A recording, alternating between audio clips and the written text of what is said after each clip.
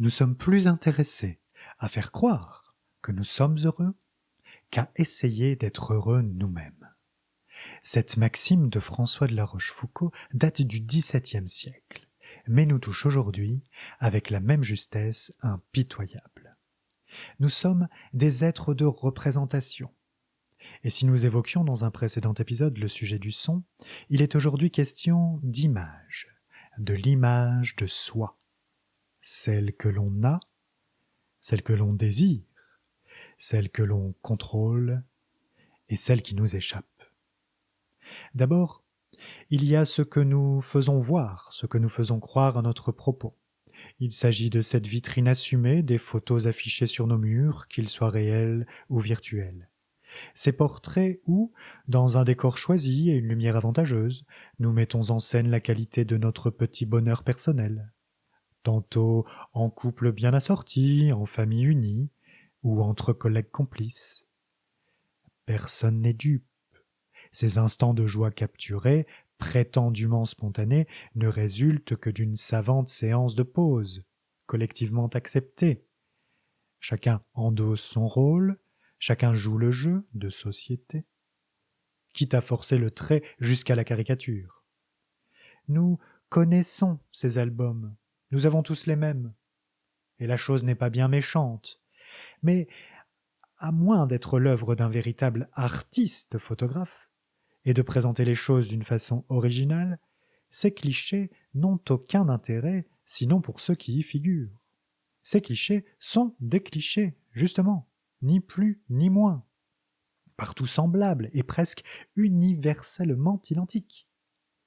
La photo du nouveau-né étant l'exemple le plus criant, et d'ailleurs le moins criant, puisque l'enfant, dont la vie se résume les premiers jours à crier et à dormir, ne sera jamais photographié en pleine crise, la figure rouge et déformée, tordue par les sanglots. Au contraire, on manipulera l'enfant délicatement, pendant qu'il dort ou juste après la tétée, lorsque, rassasié du bon lait maternel, il apparaîtra les traits apaisés. Ainsi, dès notre naissance, il s'agit déjà de fabriquer une image, de renvoyer aux autres l'apparence d'un ange serein sur le berceau duquel les fées les plus douces se seraient penchées, attendries. Mais qui au juste ignore qu'au-delà de ce charmant tableau se trouve un petit être hurlant de douleur et de faim, aussi indifférent qu'un continent. Vous le voyez, nous sommes éduqués ainsi. Ce qui compte, c'est l'image, celle qui reste et restera bien après nous. Et l'image, c'est du bluff.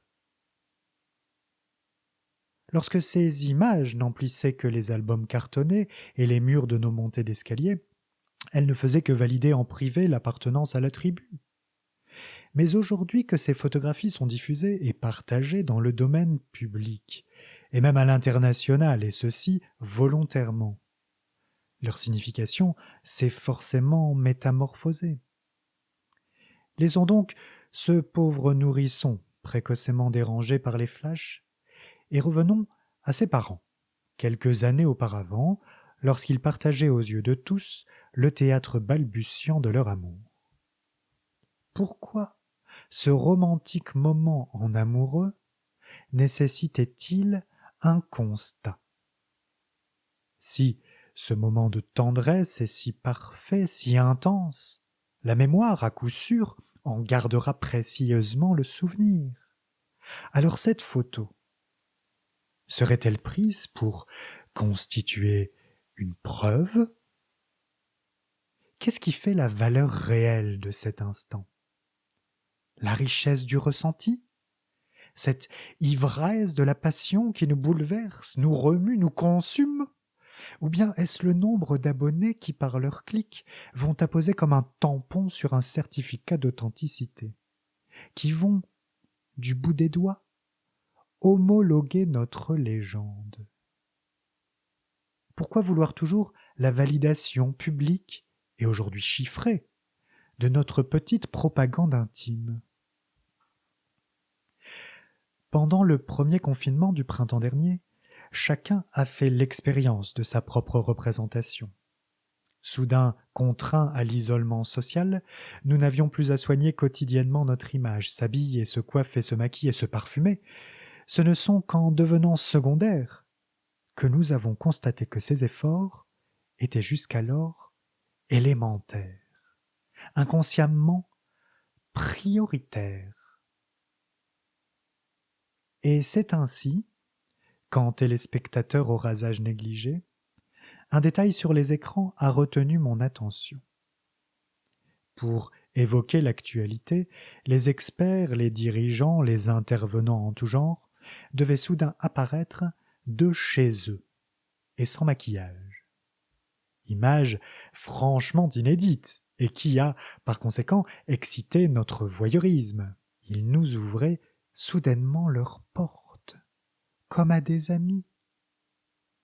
Mis à part quelques détails cosmétiques, le cadrage était toujours le même ou presque. Ces gens sérieux se présentaient, faussement naturellement si je puis dire, devant leur bibliothèque débordante, nous signifiant au passage, avant même de saluer pendant ces quelques secondes de décalage du haut duplex, qu'ils étaient des gens d'études, des gens de lettres, de grands esprits tout à leur réflexion. Ce paysage d'arrière-plan, méthodiquement négligé, m'empêcha souvent d'écouter leurs discours sans les suspecter de frimer. À la fois amusé et vexé par ce constat, je me suis retourné vers ma bibliothèque. Sur les dizaines, peut-être centaines que je possédais et que j'exposais, j'ai décidé de ne garder que 5 livres. Je peux les citer, en expliquer l'importance qu'ils ont pour moi.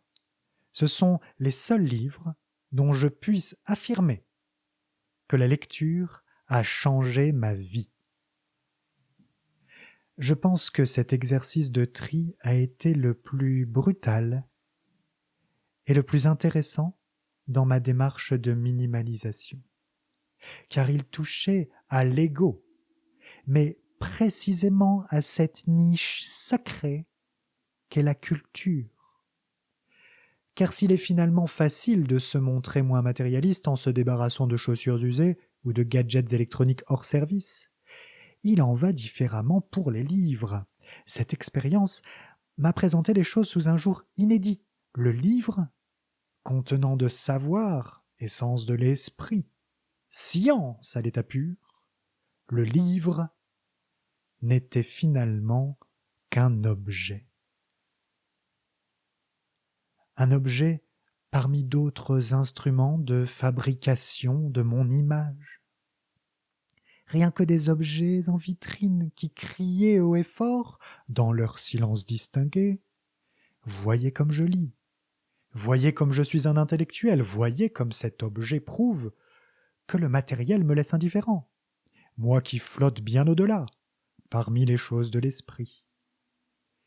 Quelle ironie!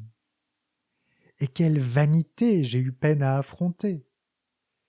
Quelle peine encore j'ai aujourd'hui à constater que je jonche soigneusement mes enregistrements de références aux grands auteurs classiques.